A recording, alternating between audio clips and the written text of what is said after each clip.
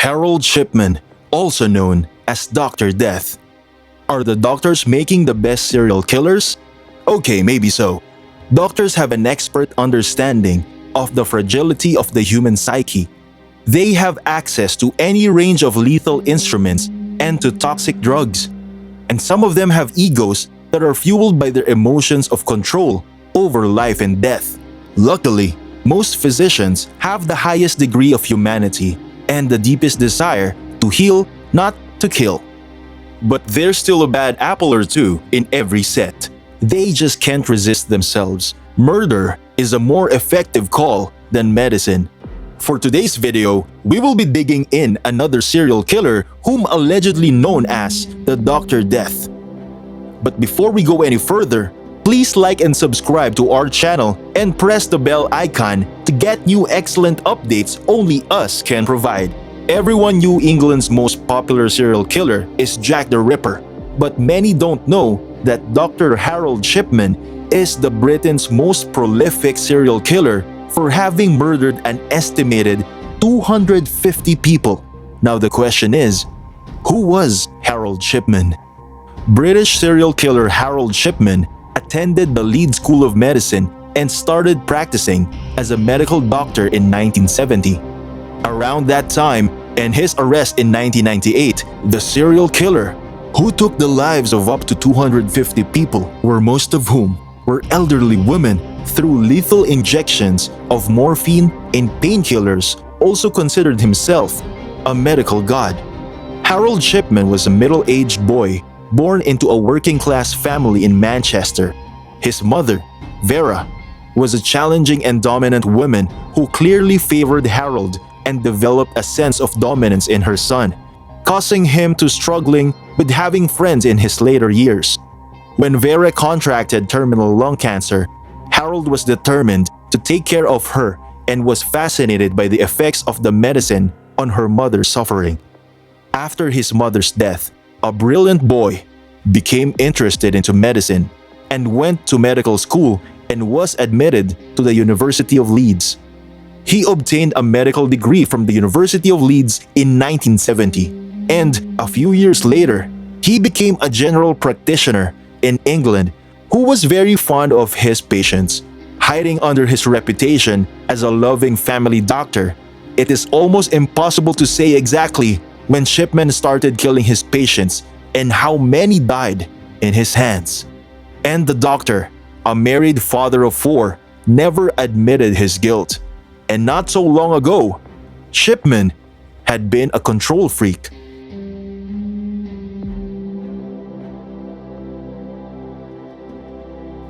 Was Harold Shipman the deadliest serial killer in the history? Former doctor and serial killer Harold Shipman killed at least 215 patients. Crime experts have been investigating Harold Shipman for a long time, trying to find out what prompted the apparently loving family doctor to murder his patients. The only inference that came from Dame Janet Smith, the chairwoman of the investigation into the career of Britain's most notorious serial killer, was that Harold Shipman may have been addicted to killing. There were no signs of abuse, no sexual tendencies, no known motive except one exception, and no smoking gun. Often, serial killers also like to play with their victims to strengthen their self-portrait of dominance before they strike. But the victims of Shipman seem to have died quietly and peacefully in the atmosphere where they felt relaxed and secured at home. Some psychoanalysts speculate that he despised older women, citing remarks he made about the elderly being a burden on the healthcare system. Others feel that he was recreating the scene of his mother's death in order to fulfill some deep masochistic desire. His confidence in his own dominance makes it doubtful. The fact that he left so many indelible clues suggests that Shipman desperately wanted to be found and stopped, that he was battling a temptation that he literally couldn't manage, but the presumption seems to be that he believed he was so exceptional that he could do anything he wanted without fear of discovery. And this is hard to understand. He was caught red-handed forging prescriptions and storing drugs when he was hooked on pethidine. He exerted the supreme power to govern life and death, and he repeated the act so frequently that he had to find the drama of bringing life to his taste. According to court reports, he modified hospital records to conceal his murders. He stole jewels from his patients too, and then forged their wills or made them sign over their properties to him. For his crimes, stay tuned, sit back, relax, and be ready for the rest shocking revelation about the Death Doctor. The local entrepreneur found that Dr. Shipman's patients seemed to be dying at an exceptionally high pace and had similar postures in death. Most were fully dressed, either sitting or lying on a seat. He was worried enough to question Shipman directly, who told him that there was nothing to worry about. Later, another medical colleague, Dr. Susan Booth, also considered the resemblance alarming and alerted the local coroner's office, who then contacted the police. A confidential investigation followed, but Shipman was cleared as his documents appeared to be in order. The investigation neglected to contact the General Medical Council or to search criminal history that would have given proof of Shipman's past record. Later, a more thorough inquiry found that Shipman had changed the medical records of his patients to validate their cause of death. His multiple punishments for drug offenses, prescription fraud, and forgery cost him a remarkably low fine, just over 600 pounds. Shipman's forgery conviction is worth remembering. First, since his ability in this area was nothing less than pitiful. Second, he refused to understand that his incompetence in this area was readily apparent. And despite this early notice years later, he truly claimed that he might get away with faking signatures on an inherently fabricated will, that of his last victim, Catherine Grundy. This lack of judgment, some suggest arrogance, has set in motion the process for his downfall. Shipman's suspicious will. His murdering spree was only put to an end by the persistence of Angela Woodruff, the daughter of one of his victims, who refused to acknowledge the reasons presented for her mother's murder. Kathleen Grundy, an active, well-to-do 81-year-old widow, was discovered unconscious in her home on June 24, 1998, following Shipman's earlier visit. Shipman told Woodruff that an autopsy was not necessary and Grundy was buried in accordance with her daughter's wishes. Angela Woodruff was a lawyer, but when she negotiated with her mother's final affairs, she was both shocked and suspicious to find a will that left much of her mother's fortune to Harold Shipman. Woodruff went to the local police, who agreed to her evaluation, and Kathleen Grundy's body was autopsied.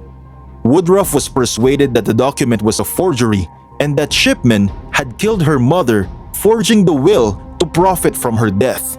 Grundy's body was autopsied, and a post-mortem confirmed that she had died of overdose of morphine, administered within 3 hours of her burial, exactly within the time frame of Shipman's visit to her.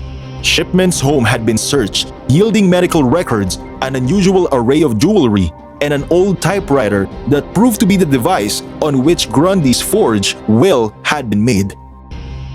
The scope of Harold Shipman's evilness. The original police inquiry included 15 patients who had the right to exhume and autopsy to find a true cause of death. Harold Shipman was brought to justice for those 15 deaths and subsequently found guilty on all charges. 15 murders and 4 counts of forgery. Shipman went to Durham prison without the chance of parole. The inquiry into the murders of Harold Shipman did not stop there. Professor Richard Baker was appointed by the University of Leicester to perform a clinical audit of Shipman's patient compared to a procedure that was not administered by a serial killer. Shipman was most likely to be responsible for killing at least 236 patients. The sheer number of people he killed and the easy non-violent way he killed them shocked and appalled the people of Britain. As for his charges, the question remains, did he really self-inject drugs as he claimed, or did he already start using them to kill innocent patients? Dr. Death kills himself. Prison authorities also found Dr. Shipman, Britain's most notorious mass killer, hanging from a noose made out of bedsheets. Staff members at Wakefield Prison in West Yorkshire have failed in their efforts to recover him. Jane Parsons, a spokeswoman for the prison service, said that Dr. Shipman, who had been on suicide watch on and off in other prisons, was not considered a danger to himself at the time of his death. Dr. Shipman served 15 consecutive years of his life without parole. Some of the victims' families said that they felt betrayed because his suicide meant that they would never have the consolation of Shipman's confession and answers as to why he committed his crimes. However, Shipman's widow, Primrose Shipman, was called upon to provide evidence of 2 deaths during the investigation. Before and after the prosecution, she proclaimed her husband's innocence. The reason that Harold Shipman was killed can never be understood. Even if he professes his innocence, the mystery will remain for this peculiar serial killer doctor. Doctors specialize at many things, and one of them is murdering. Quite gruesome, isn't it? Comment your thoughts down below. We would like to know your conclusions. And please don't forget to subscribe to our channel and give this video a thumbs up so we can upload related videos.